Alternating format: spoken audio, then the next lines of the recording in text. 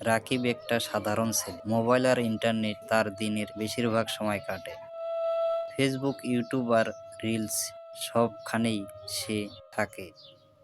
Online দুনিয়ায় ধীরে ধীরে তার আসল জীবন হয়ে যায়। লাইক আর কমেন্ট পেলে সে খুব খুশি হয়, মানুষ প্রশংসা নিজেকে খুব বড় মনে হতে থাকে। কিন্তু বাস্তব জীবনের মানুষগুলো দূরে সরে যায়। একদিন সে অনলাইন সহজ আয়ের ভিডিও দেখতে পায়। অল্প সময় বেশি টাকা, একই কথা তাকে টেনে নেয়।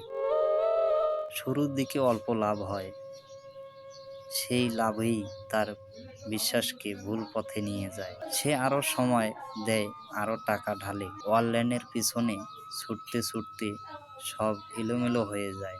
ধীরে ধীরে কমে আসে। একদিন আয়নার সামনে দাঁড়িয়ে রাকিব থেমে যায়।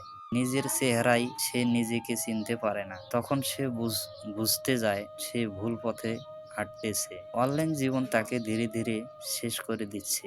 অনেক সাহস করে সে পরিবারের কাছে সব বলে দেয়। ভয় পেলেও এখানেই সে পায় সবচেয়ে বড় সমর্থন। ধীরে ধীরে সে অনলাইন আসক্তি কমায়, বাস্তব জীবনের দিকে আবার মন দিতে শুরু করে। নতুন করে কাজ শেখে, সময়ের মূল্য বোঝে। অনলাইন থেকে কিন্তু নিয়ন্ত্রণে। আজ রাকিব জানে সহজ সাফল্য আর সাহস টাকার লোভই সবচেয়ে বড় ফাঁদ। অনলাইন জীবন ব্যবহার করো, কিন্তু অনলাইন জীবনের দাস হয়ে যেও না।